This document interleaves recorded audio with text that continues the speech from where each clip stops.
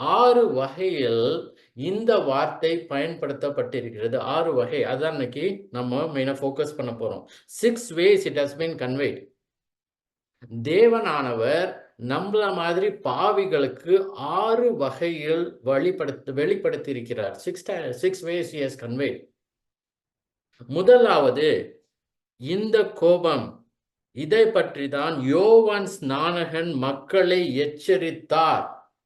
நம்ம யோவான் ஸ்நானனை பத்தி பார்த்தோம் 3வது அதிகாரத்துல. இதுக்கு முன்னாடி நம்ம சொன்னோம், அந்த 22ல இருந்து 30வது வசனங்களுக்கு அக்னாலஜிங், ரிஜாய்சிங் அண்ட் ஈல்டிங்னு நம்ம சொன்னோம். ஏற்றுக்கொண்டார், அக்னாலஜிங், ரிஜாய்சிங் சந்தோஷப்பட்டார், ஈல்டிங் தன்னையே சமர்ப்பித்தார். இது யோவான் ஸ்நானனை பத்தி. இந்த யோவான் ஸ்நானகன் பாருங்க, மத்தேயு 3வது அதிகாரத்துக்கு போங்க. மத்தேயு 3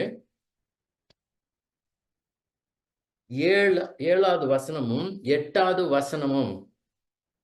மத்தேயு 3 7 8 இதுதான் ஃபர்ஸ்ட் 6 ways கன்வே பண்றாங்க. 6 வகையில் தெரியப்படுத்தப்பட்டிருக்கிறது. முதலாவது வகை எச்சரித்தல். It is about warning. பாருங்க, அதை சொல்றாரு யோவான் ஸ்நானகன். பரிசேயரிலும் சதுசேயரிலும் அநேகர் தன்னிடத்தில் ஞான ஸ்நானம் பெறும்படி வருகிறதை அவன் கண்டு, விரியன் பாம்பின் குட்டிகளே, வரும் கோபத்துக்கு தப்பித்து கொள்ள உங்களுக்கு வகை காட்டினவன் யார்? மனம் திரும்புதலுக்கு ஏற்ற கனிகளை கொடுங்கள். வரும் கோபம், அந்த வரும் கோபம் இப்ப நம்ம பார்க்கிறோம் 3:36 அந்த கோபம், தேவனுடைய கோபம் நிலை நிற்கும்னு பார்க்கிறோம். ஏற்கனவே இருக்கு. அப்ப ஏன் வரும் கோபம்னு சொல்றாரு? அப்ப இல்லையா? அவர் சொல்றது நான் சொன்ன மாதிரி பழி வாங்குதலும். அவர் எதை சொல்றாருன்னா, வரும் கோபம்ன்றது இப்ப இருக்க கோபம் கடைசியாக எப்படி முடியும்னா பழி வாங்குதலுடன் முடியும். God will take revenge. தன்னுடைய குமாரனை விசுவாசிக்காத ஒவ்வொருத்தர் மேலும் அவர் கோபம் நிலை நின்று கடைசியாக முடிவது பழி வாங்குதலுடன் முடியும். அது சொல்றார், அவர் எச்சரிக்கிறார். யோவான் ஸ்நானகன் 3வது மத்தேயு 3 7 8 விரியன் பாம்பின் குட்டிகளே, வரும் கோபத்துக்கு தப்பித்து கொள்ள உங்களுக்கு வகை காட்டினவன் யார்? Who warned you to flee from the wrath to come? ரெண்டாவது, எப்படி இத நமக்கு தெரிவித்திருக்காங்கன்னா, ஃபர்ஸ்ட் வார்னிங், எச்சரிக்கை. ரெண்டாவது அறிவித்திருக்கிறாங்க. இது பவுல் நமக்கு அறிவித்திருக்கிறார். ரோமர் 1வது அதிகாரம் போங்க. ரோமர் 1, ரோமன்ஸ் சாப்டர் 1. இதுல நம்ம பார்க்க போற வசனம் 18வது வசனம். ரோமர் 1 18. இங்க பவுல் எழுதுகிறார். நம்ம இப்ப பவுல் நான் சொல்றதோ யோவான் ஸ்நானன்னு சொல்றதோ நம்ம என்ன ஞாபகம் வச்சுக்கோன்னா, இது தேவனால் உந்தப்பட்டு எழுதுனது. அதனால இது தேவனுடைய வார்த்தை மனுஷனால் எழுதப்பட்டது. அங்க என்ன போட்டிருக்கு பாருங்க, யோவான் 1:18 or rather ரோமர் 1:18 சத்தியத்தை அநியாயத்தினாலே அடக்கி வைக்கிற மனுஷருடைய எல்லாவித அவபக்திக்கும் அநியாயத்துக்கும் விரோதமாய் தேவ கோபம் வானத்திலிருந்து வெளிப்பட்டிருக்கிறது. தேவ கோபம். For the wrath of God is revealed against all ungodliness and unrighteousness of men who by their unrighteousness suppress the truth. Suppress பண்றதுன்னா அதை அடக்கி வைக்கிறாங்க. அதாவது உண்மை, இந்த சுவிசேஷம், இந்த இயேசுவானவரை பற்றின ஒரு நற்செய்தி அதை கேட்கிறாங்க. ஆனா என்ன பண்றாங்க, உலக மக்கள் யாரும் விசுவாசியாதவங்க, இந்த உண்மைகளை எனக்கு தேவையில்லை, இந்த உண்மையை பற்றி நான் கேட்கவே எனக்கு இஷ்டம் இல்லை, இந்த உண்மையை பற்றி நான் நினைக்க இஷ்டம் இல்லை, சொல்ல இஷ்டம் இல்லை, என்னை கூட்டிட்டு போவாதீங்க. அந்த மாதிரி மக்களுக்கு சொல்றார் 18வது வசனத்துல, சத்தியத்தை அநியாயத்தினாலே அடக்கி வைக்கிற மனுஷருடைய தேவ பயம் இல்ல. எனக்கு இந்த தேவனுடைய கோபத்தை பற்றி எனக்கு எதுவும் ஒண்ணுமே கிடையாது. நான் என் வாழ்க்கையை நடத்துவேன், எப்படி வேணா இருப்பேன். இந்த மாதிரி ஒரு தேவன் இருக்காருன்னு நான் விசுவாசிக்க மாட்டேன். தேவனுடைய குமாரன் அவர் அனுப்பினான்னு விசுவாசிக்க மாட்டேன். I am not going to obey the gospel. அதான் suppress the truth. தேவனுடைய கோபம் வானத்திலிருந்து வெளிப்பட்டிருக்கிறது. சோ அறிவித்திருக்கிறாங்க. மூன்றாவது, இத குற்றம் சுமத்தி இருக்கிறார் பவுல் இந்த மாதிரியான மக்களை டைரக்டா. இது எங்க இருக்குன்னா அடுத்த சாப்டர்ல இருக்கு பாருங்க. ரோமர் 2:5 பாருங்க. ரோமர் 2:5. எதனால இவங்க இந்த மாதிரி புறக்கணிக்கிறாங்க, எப்படி இத அவங்க சப்ரஸ் பண்ணி இருக்கிறாங்க அப்படின்றதுக்கு அவர் சொல்றாரு. எப்படி அடக்கி வைக்கிறாங்க அப்படின்றதுக்கு ரீசன் 2:5. உன் மன கடினத்திற்கும் குணப்படாத இருதயத்திற்கும், because of your hard and impenitent heart, you are storing up wrath for yourself. அதற்கேற்றபடி தேவனுடைய நீதியுள்ள தீர்ப்பு வெளிப்படும் கோபாக்கினை நாளிலே உனக்காக கோபாக்கினையை பாத்தீங்களா குவித்து கொள்கிறாய். ஒவ்வொரு நாளும் இந்த சுவிசேஷத்தை கேட்கிற மக்கள், நான் இதை பொருட்படுத்த மாட்டேன், இதை பற்றி நான் எனக்கு கவலை இல்லை, நான் என் வாழ்க்கையை எப்படி கம்ஃபர்டபுளா நான் என் வாழ்க்கையில இருக்கேன், எல்லாமே எனக்கு இருக்குது, எனக்கு தேவன் தேவையில்லை அப்படின்னு சொல்லி இந்த உண்மையை அடக்கி வைக்கிற மனுஷரை பற்றி பவுல் சொல்லும்போது, because of your heart and impenitent heart, அதாவது கடினம், மன கடினம், குணப்படாத இருதயம். அவர் என்ன சொல்றாருன்னா, இந்த மாதிரியான மனுஷர்கள் ஒவ்வொரு நாளும் இந்த தேவனுடைய கோபத்தை இன்னும் ஜாஸ்தி ஆக்கிட்டே இருக்காங்க உன் மேல. எவ்வளோ ஆப்பர்ச்சுனிட்டி கொடுக்குறாங்க தேவன், ஆனாலும் அவங்க அதை நிராகரிக்கிறாங்க, புறக்கணிக்கிறாங்க. அதனால தேவனுடைய கோபாக்கினை, அதான் முடிகிறப்ப பார்க்கிறோம் 5வது, தேவன் உனக்காக கோபாக்கினை குவித்துக் கொள்கிறாயே. You're storing up wrath for yourself. குற்றம் சுமத்துகிறார். 8வது வசனத்துல பாருங்க, அதுல சாப்டர்ல அவங்கள பற்றி சொல்றப்ப, சண்டைக்காரரா இருந்து சத்தியத்திற்கு கீழ்ப்படியாமல் அநியாயத்திற்கு கீழ்ப்படுகிறவர்களுக்கோ உக்கிர கோபாக்கினை வரும். But for those who are self-seeking and do not obey the truth, சத்தியம்ன்ற வார்த்தை, சத்தியம்ன்றது gospel, சுவிசேஷம். They do not obey the truth, but obey unrighteousness. அவங்களுக்கு என்ன வரும்? செல்ஃப் சீக்கிங், பாத்தீங்களா? செல்ஃபிஷ்னஸ், தன்னை பற்றியே யோசிக்கிறது, கடவுளை பற்றி யோசிக்காம, உண்மையை அவங்க அதை கீழ்ப்படியாம, அப்படிப்பட்ட மனுஷன் உக்கிர கோபாக்கினை வரும். There will be wrath and fury. அதான் பவுல் குற்றம் சுமத்தி அவளுக்கு அறிவிக்கிறார். நெக்ஸ்ட் பாத்தீங்கன்னா விளக்குகிறார். பவுல் எப்படி இப்படிப்பட்ட மனிதர்கள் தேவனுக்கு முன்பாக கோபாக்கினையை அவங்க ஜாஸ்தி ஆக்கிட்டே இருக்காங்க. அப்படிப்பட்ட மக்கள் எப்படி நாம் தேவனின் கிருபையால் ரட்சிப்பை பெற்றோம்னு சொல்றாரு பாருங்க. இது எபேசியர் 2க்கு போங்க. எபேசியர் சாப்டர் 2, எபேசியர் 2, 2வது அதிகாரம் 3வது வசனம். இது கிறிஸ்தவர்களை பற்றி எழுதினது. இது எபேசு சபையில இருக்கிற கிறிஸ்தவ மக்கள், விசுவாசிகளை பற்றி எழுதுகிறார். அதுல தன்னையும் அவர் இன்க்ளூட் பண்ணிக்கிறார். அப்போ அவர் சொல்றது இதுதான்.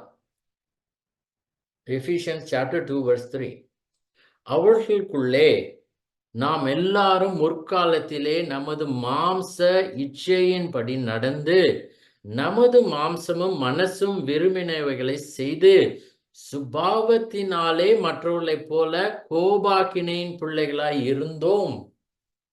We were, past tense. நாம் எல்லாரும், ஒவ்வொரு மனுஷரும் மனுஷியும், இதுதான் நம்மளுடைய இயல்பான இயற்கையான நிலை. நம்முடைய முதல் நொடியில எப்ப நம்ம நம்முடைய தாய் தன் வயிற்றில் கற்பம் தரிக்கிற அந்த நொடியில் இருந்து இதுதான் நமக்கு. We were by nature children of wrath. அந்த வார்த்தையை பாருங்க, சுபாவத்தினாலே.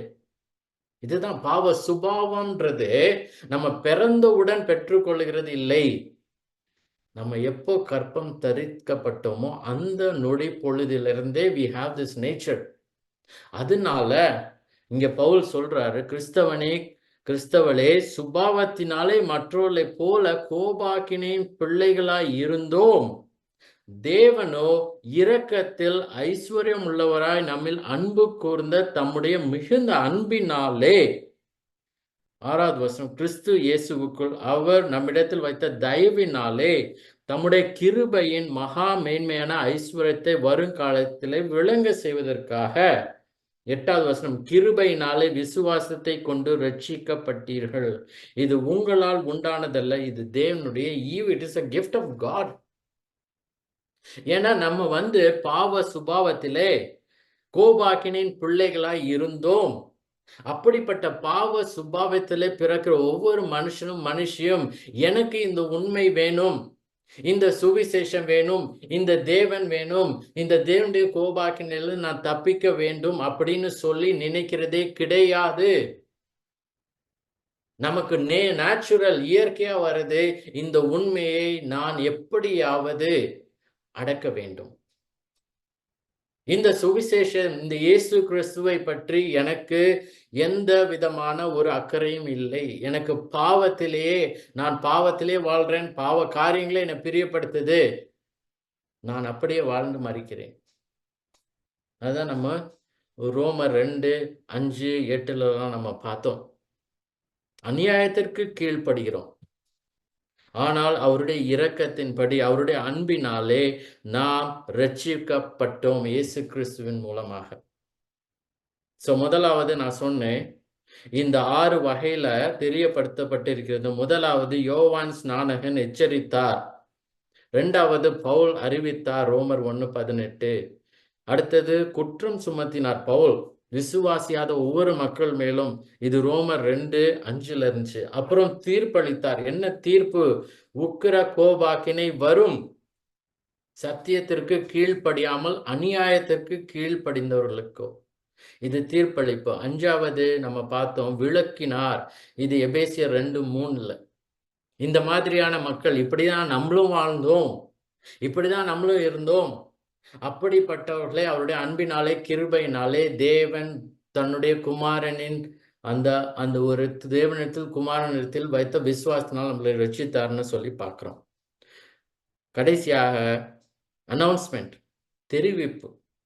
இது பாருங்க, கொலாசியன்ஸ் சாப்டர் 3, கொலோசியர் 3:5-6வது வசனம். கொலோசியர் 3, நான் 1-6 வாசிக்கிறேன். இதுல பாருங்க, நீங்கள் கிறிஸ்துவுடன் கூட எழுந்ததுண்டானால் கிறிஸ்து தேவனுடைய வலது பாரிசத்தில் வீற்றிருக்கும் இடத்தில் உள்ள மேலானவைகளை தேடுங்கள். கொலோசியர் 3:1வது வசனம். If then you have been raised with Christ, seek the things that are above, where Christ is seated at the right hand of God. Set your mind on things that are above, not on things that are on earth. பூமியில் உள்ளவைகள் அல்ல, மேலானவைகளே நாடுங்கள். இதுதான் நம்ம பார்த்தோம் யோவான் 3:31வது வசனத்துல. பூமியிலிருந்து உண்டானவன் பூமிக்கு அடுத்தவைகளே அவன் நோக்கி போகிறான், யோசிக்கிறான்னு சொல்றார். பரலோகத்திலிருந்து வந்தவர் பரலோக காரியங்கள், மேலானவைகளை சொல்லுகிறார்னு நம்மளது பார்த்தோம். இப்ப பவுல் அதையே எப்படி சொல்றாரு பாருங்க, இந்த விசுவாசிகளுக்கு பூமியில் உள்ளவைகள் அல்ல, மேலானவைகளை நாடுங்கள். ஏனென்றால் நீங்கள் மரித்தீர்கள், உங்கள் ஜீவன் கிறிஸ்துவுடனே தேவனுக்குள் மறைந்திருக்கிறது. நம்முடைய ஜீவனாகிய கிறிஸ்து வெளிப்படும் போது நீங்கள் அவரோட கூட மகிமையிலே வெளிப்படுவீர்கள். இப்ப கவனிங்க 5வது வசனம். ஆகையால் விபச்சாரம், அசுத்தம், மோகம், துர் இச்சை, விக்கிரக ஆராதனையான பொருளாசை ஆகிய இவைகளை பூமியில் உண்டு பண்ணுகிற உங்கள் அவயங்களை அழித்து போடுங்கள். இவைகளின் பொருட்டே கீழ்ப்படியாமையின் பிள்ளைகள் மேல் தேவ கோபாக்கினை வரும். இது வரப்போகுது. ஏன் வரப்போகுது? ஏனென்றால் அவங்க மேல தேவனுடைய கோபம் இன்னைக்கும் நிலை நிற்கிறது. அந்த தேவனுடைய கோபம் அவர்கள் தருணத்தில் எய்தர் பை டெத், அவர் இறந்து போகிறப்போ, இல்ல தேவன் இயேசுவானவர் வரப்பயோ, அவங்க கடவுள் முன்னாடி நிக்கிறப்போ, அந்த தேவனுடைய கோபம், நிலை நிற்கும் கோபம், அவருடைய அந்த பழி வாங்குதலுடன் முடியும். ஏன்னா அவங்க விசுவாசிக்கல. சத்தியத்தை நோக்கி வாழவில்லை, சத்தியத்தை ஏற்றுக்கொள்ளவில்லை. இயேசு கிறிஸ்துவே சத்தியம். அதை அடக்கினார்கள், அதை வெறுத்தார்கள். அதனால தேவனுடைய கோபம், நிலை நிற்கும் கோபம் முடிகிறது இந்த ஆக்கினை தீர்ப்புல. சோ இந்த 6 வகையை பார்த்தோம். இது எவ்வளவு நாட்கள் நீடிக்கும்ன்றத நம்ம இப்ப பார்க்கிறோம். இது பயங்கரமான தேவ கோபம் என்பது தேவனின் நீடித்த கோபம். இந்த நீடித்த கோபம் என்னன்னா, நான் சொன்ன மாதிரி நம்ம கற்பம் தரித்ததிலிருந்தே நம்ம மேல இருக்கிறது. ஏன்னா நம்ம பாவ சுபாவத்துடன் இந்த பரிசுத்த தேவனுக்கு முன்பாக இருக்கிறோம். இவர் பரிசுத்தர், பரிசுத்தர், பரிசுத்தர். அவரிடத்துல நம்ம ஜீவிக்கணும்னா நம்ம பரிசுத்தமாய் வாழ வேண்டும். ஆனா நம்ம இடத்துல பாவ சுபாவத்துடன் இருக்கிறோம். அதனால தேவனுடைய கோபம் பற்றி எரிகிறது. ஏன்னா அவருக்கு முன்பாக நாம் பாவம் செய்கிறோம். நாம் அவருக்கு முன்பாக நாம் அவரை எதிர்த்து நிற்கிறோம். we rebel against God. அப்போ அந்த தேவனுடைய கோபம் என்ன ஆகுதுன்னா நம்ம மேல் நிலைத்து நின்று அது கண்டினியூஸ், தொடர்கிறது. அது நம்மளுடைய அந்த கன்செப்ஷன்ல இருந்து, கருத்தரிப்பிலிருந்து விசுவாசியாத ஒவ்வொரு மனுஷியும் கடைசியாக எடுக்கிற அந்த மூச்சு சுவாசம் வரை தொடர்கிறது. தொடர்ந்து அது எங்க முடிகிறதுனா ஆக்கினை தீர்ப்பாகிய அழிவில். God's punishment of condemnation. நீங்க அப்புறமா போய் பாருங்க. இது சங்கீதம் 7:11, Psalm 7:11. அதுல போட்டிருக்குது, தேவன் நீதியுள்ள நியாயாதிபதி, அவர் நாள்தோறும் பாவியின் மேல் சினம் கொள்ளுகிற தேவன். God feels indignation every day with the wicked. தினமும் ஒவ்வொரு நொடியும் அவர் பாவிகள் மீது சினம் கொள்ளுகிற தேவன்.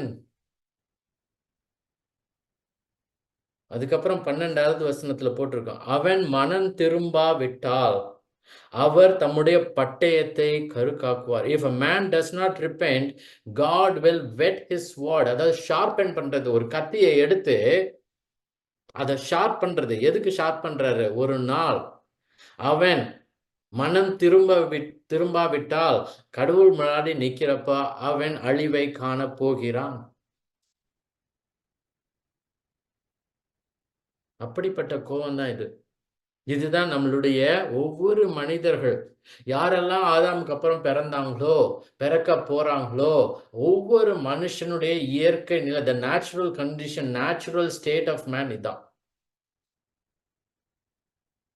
இப்போ யோவான் 3:36வது வசனத்துக்கு போங்க.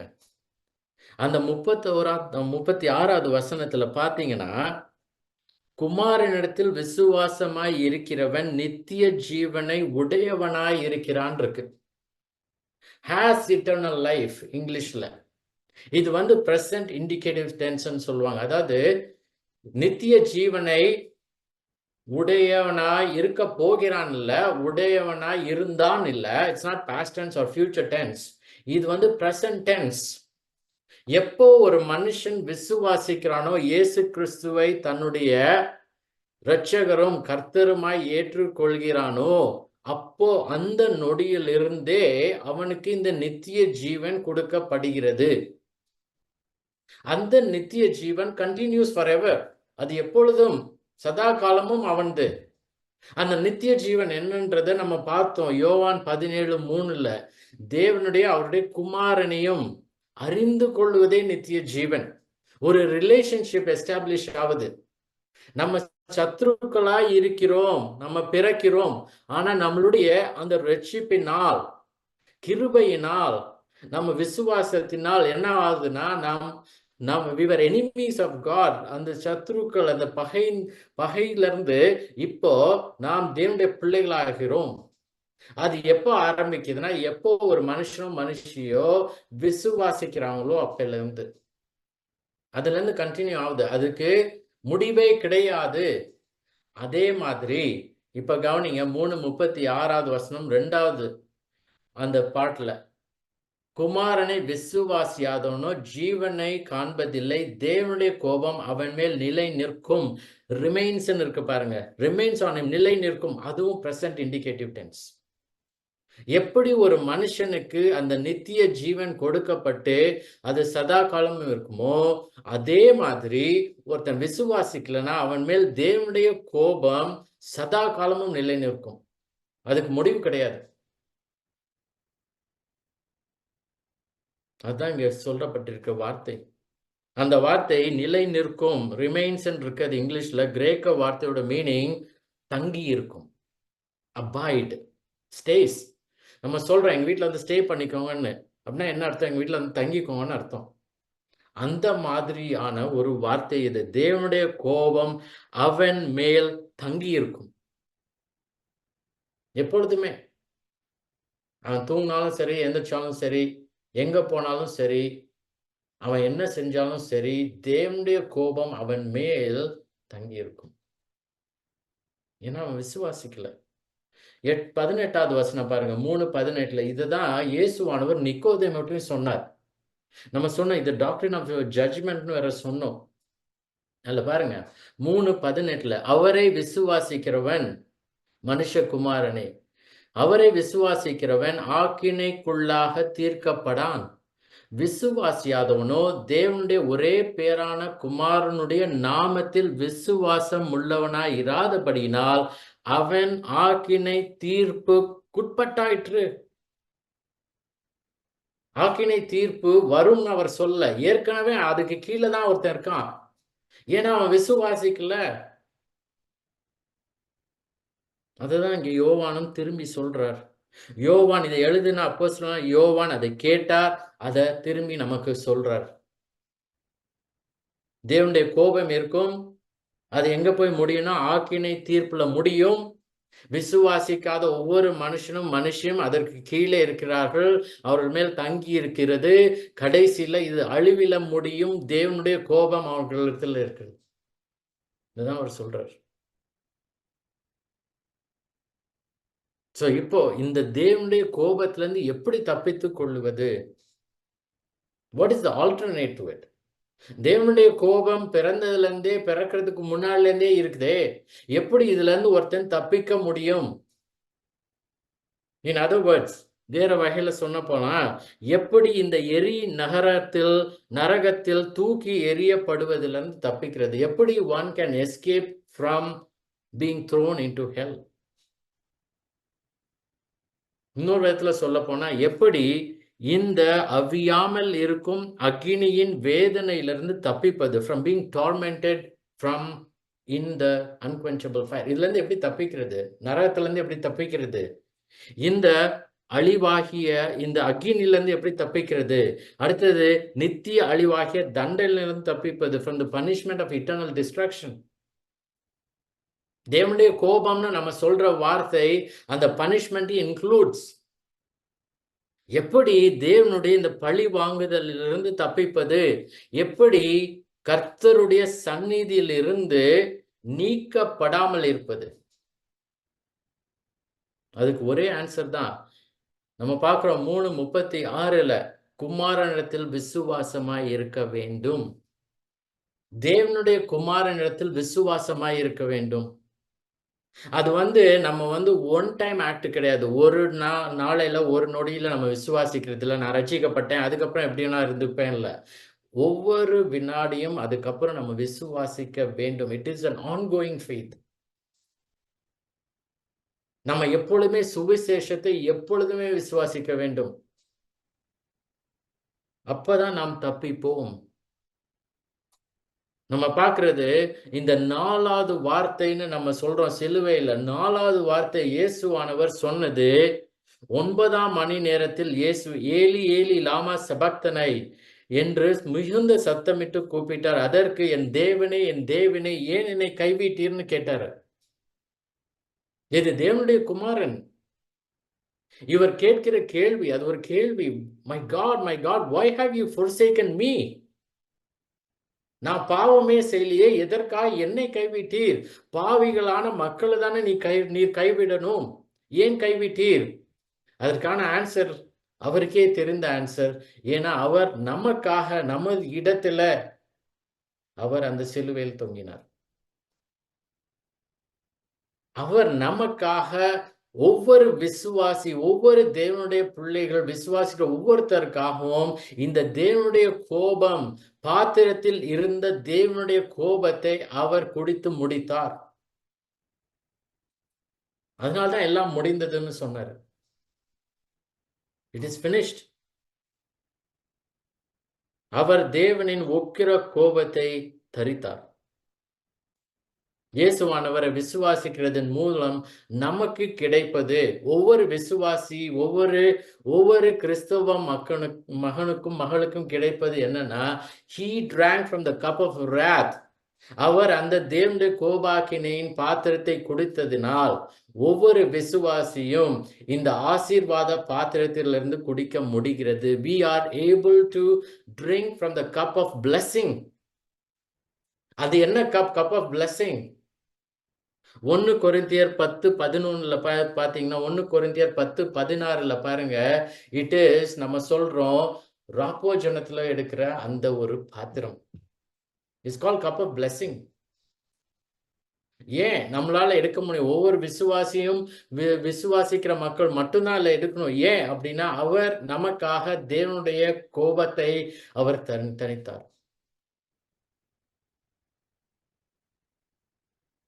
அவர் நமக்காக பாடுபட்டார். இயேசுவானவரை நாம் விசுவாசிக்கிறதுனால், அவர் கைவிடப்பட்டதினால் நாம் இன்னைக்கு அவர் தேவனுடைய பிள்ளைகள், புத்திரர்களாய் இருக்கிறோம்.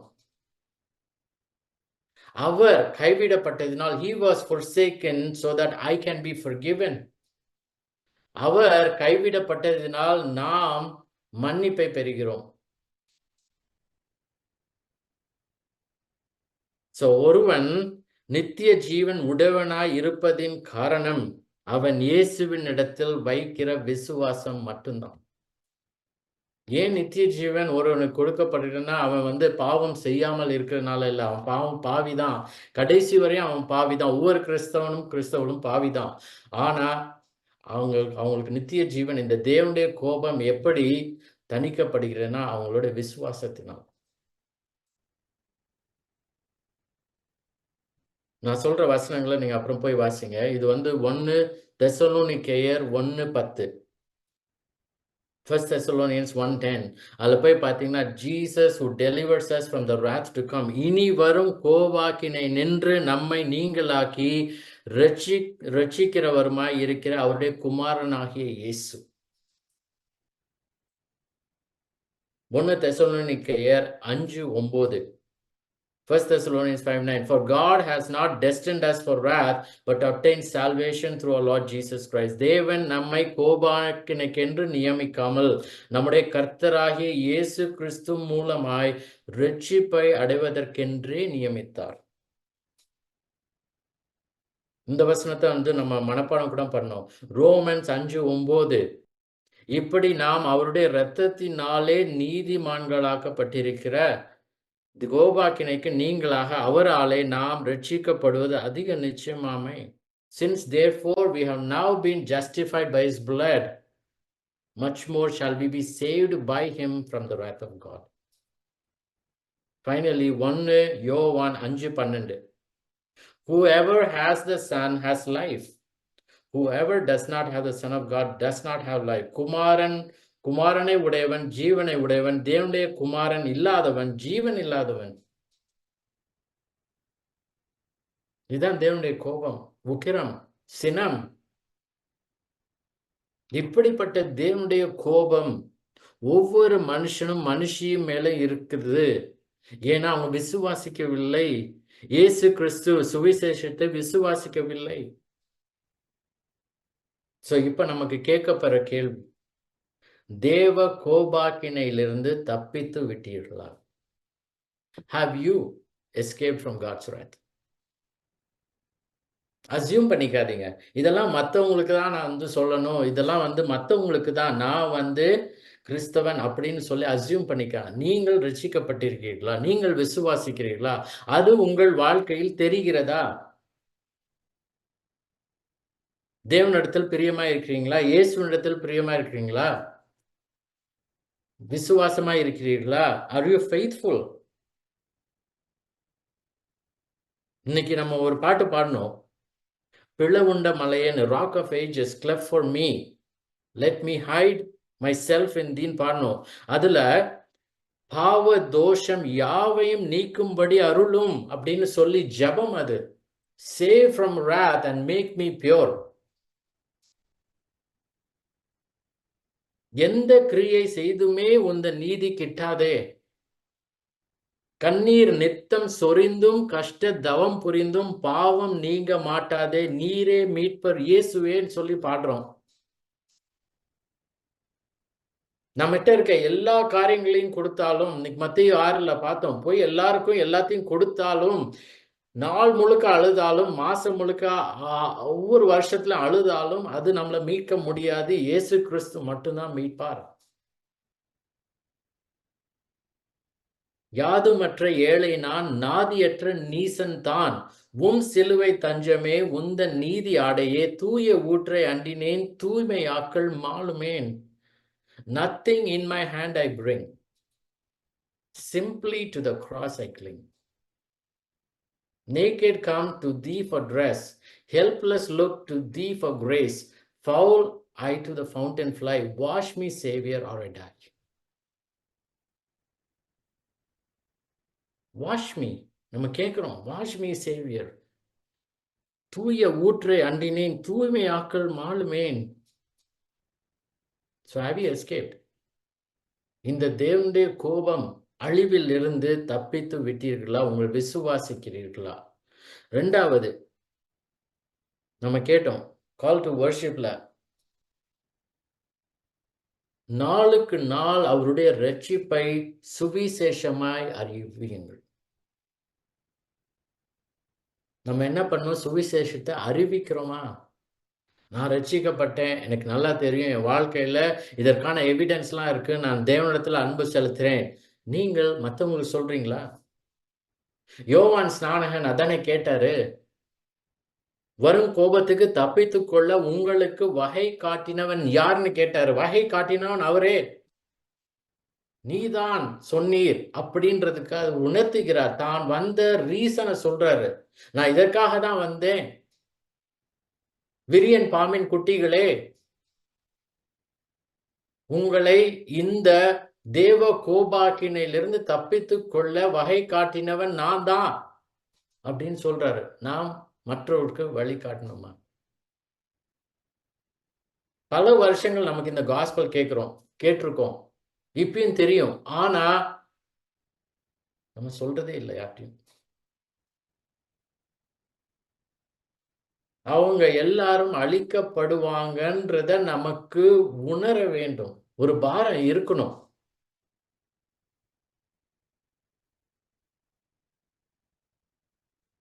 நம்ம பார்த்தோம், யோவான் ஸ்நானகன் சொன்னார், இயேசு நிக்கோதேமுட்ட சொன்னாரு, அப்போஸ்தலர் நம்ம பார்த்தோம், பவுல் மத்த இடத்துல சொன்னாரு, நீங்களும் நானும் பாரத்துடன் ஒரு அர்ஜென்சி வேகத்துடன் அன்பினால் எச்சரிக்க வேண்டும். மூணாவது, தேவனுக்கென்று நல்ல கனி கொடுக்கிறீர்களா? Are you bearing good fruit for God? நான் விசுவாசிக்கிறேன்ப்பா, என்னிடத்துல தேவனுடைய கோபம் இல்லை, இப்ப தேவனுடைய ஆசீர்வாதம் இருக்கு, நான் தேவனையே நான் விசுவாசிக்கிறேன், இயேசு கிறிஸ்துவ விசுவாசிக்கிறேன் அப்படின்னு சொல்லி நம்ம இந்த நைசின் கிரீடுன்னு சொல்றோம் இல்லையா, நீசாயா நியாய பிரமாணம், அதில் சொல்றோம், பிதாவை விசுவாசிக்கிறேன், குமாரனை விசுவாசிக்கிறேன், பரிசுத்தாவை விசுவாசித்தோம். நான் அதை விசுவாசிக்கிறேன், சத்தியத்தை நான் அறிந்திருக்கிறேன் அப்படின்னு சொல்ற ஒவ்வொரு கிறிஸ்தவர்களும், are you bearing fruit for God? தேவனுக்கென்று நல்ல கனி கொடுக்கிறீர்களா? அதுதான் அந்த லூக்கா 3:8, 9 போய் அப்புறமா வாசிச்சீங்கன்னா, மனம் திரும்புதலுக்கு ஏற்ற கனிகளை கொடுங்கள்னு சொல்லி யோவான் ஸ்நானன் சொல்றார். நான் மனம் திரும்பி இருக்கிறேன் அப்படின்ற மக்கள் இடத்துல அவர் சொல்றது, அதற்கான கனிகள் வேண்டும். அந்த கனிகள் நம்ம வாழ்க்கையில தான் தெரியும். இன்னைக்கு மத்தேயு 6லலாம் பார்க்கிறோம் இல்லையா? அதெல்லாம் கனிகள். மத்தவங்களுக்காக ஜெபம் பண்றது, மத்தவங்களுக்கு இடத்துல போயி நம்ம வந்து சுவிசேஷத்த சொல்றது, மத்தவங்களுக்கு வந்து ஒரு ஒரு ஒரு அவங்களுக்கு ஏதாவது ஒரு காரியம் வேணும்னா போய் ஹெல்ப் பண்றது, மத்தவங்கள நலம் விசாரிக்கிறது, இதெல்லாம் தான் கனிகள். நீங்க அப்போஸ்தலர் 26, 19, 20ல பார்த்தீங்கன்னா, அங்க பவுலும் சொல்றாரு அதேதான். மனம் திரும்புதலுக்கேற்ற கிரியைகளை செய்யவும் வேண்டும் என்று அறிவித்தேன்னு சொல்றாரு. பவுல் சொல்றார், யோவான் ஸ்நானன் சொல்றார், they should repent and turn to God, performing deeds in keeping with the repentance. எப்படி ஒரு மனுஷனுக்கு உயிர் இருந்தா, அவன் வந்து இங்கேயும் அங்கேயும் போவானோ, பேசுவானோ, செய்வானோ, அது மாதிரி நமக்கு இந்த ஜீவன், நித்திய ஜீவன் இருந்தால், நாம் உயிருடன் இருந்தால், இந்த மாதிரி ஆன நல்ல கனிகளை கொடுப்போம். இப்ப நம்ம முடிக்கிறதுக்கு முன்னாடி லூக்கா 6வது அதிகாரம் போங்க. லூக்கா 6வது அதிகாரம். Look chapter 6.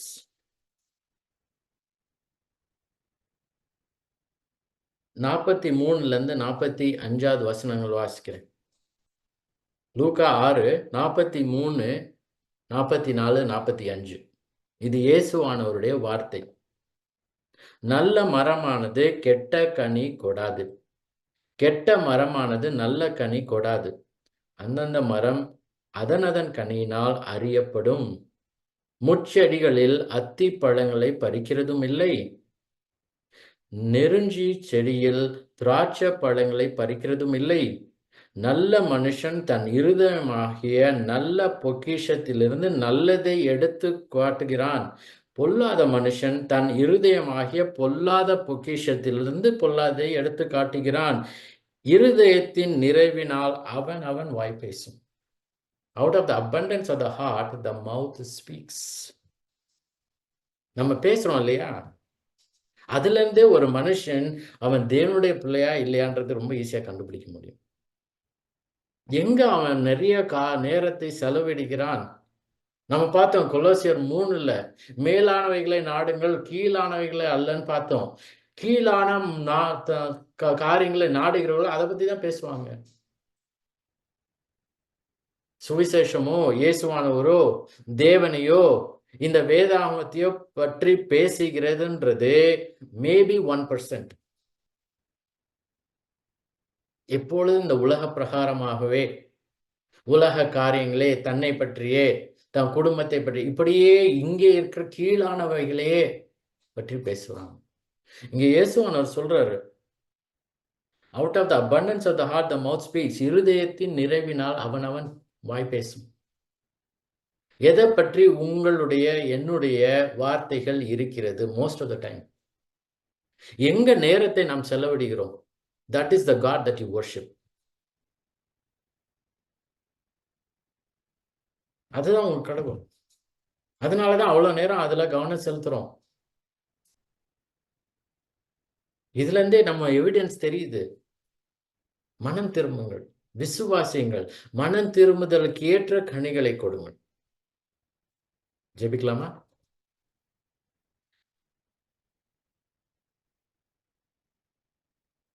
மகா உன்னதங்களில் வாசமாயிருக்கிற பரிசுத்தர் ஆண்டவரே,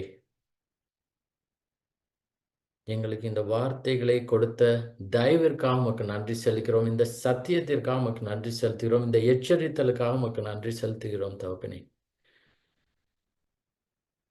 நீரே அநாதி தேவன், நீரே கர்த்தாதி கர்த்தர், நீரே ராஜாதி ராஜா, நீரே எங்களுக்கு ஒரு வழியை ஆயத்தப்படுத்தி இருக்கிறீர் ஆண்டவரே. நாங்க கேட்கல, நாங்க பாவிகள்.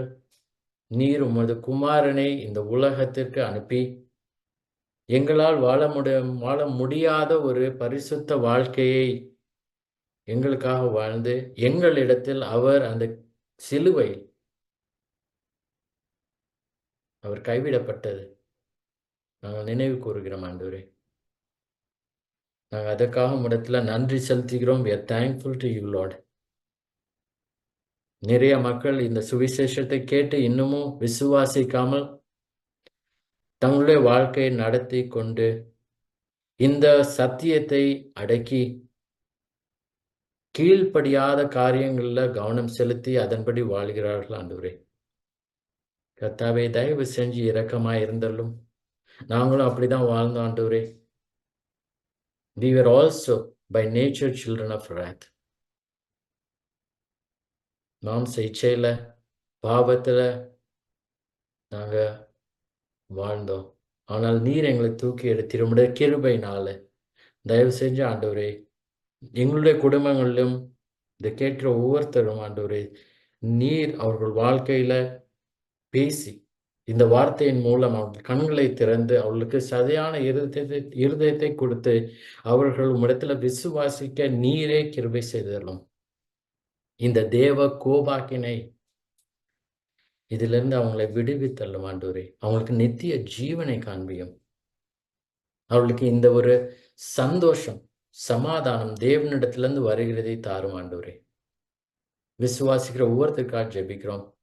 நாங்க ஆண்டவரே எப்பொழுதும் இடத்துல விசுவாசித்து இந்த ஒரு நல்ல கனியை கொடுக்க கிருபை செய்தலும். நாங்க போய் இந்த சுவிசேஷத்தை மற்றவங்களுக்கு எச்சரிக்க நீர் கிருபை செய்தலும். இதை அவர்களிடத்துல கூறி இந்த ஒரு அழிவை பற்றி சொல்லி அவர்களை உம்மிடத்துல கொண்டு வர கிருபை செய்தலும். ஒரு யோவான் ஸ்நானகனோ ஒரு பவுலை போலயோ எங்களையும் நீர் இந்த தேவனுடைய ராஜ்யத்திற்குள் நீர் எங்களை உபயோகப்படுத்திடலாம் ஆண்டவரே. நீர் எங்களுக்கு இந்த வார்த்தைகளை கொடுத்ததுக்காக உமக்கு நன்றி. உம்முடைய பரிசுத்த ஆவியானவர் எங்களுக்கு இந்த அறிவை கொடுத்ததுக்காக உமக்கு நன்றி. மோசே கேட்டபடி ஆண்டவரே, இந்த ஒரு உக்கிர கோபத்தை அறிந்தவன் யாருன்னு கேட்டார் ஆண்டவரே. இப்போ நாங்க அறிந்திருக்கிறோம். நாங்க உமக்கு பயந்து நாங்க ஆண்டவரே சுவாமி இந்த ஞானத்துல நாங்க இன்னும் அதிகமாய் வளர நீர் கிருபை செய்ய வேண்டுமா? இயேசுவின் மூலம் ஜெபிக்கிறோம் பிதாவே. ஆமென்.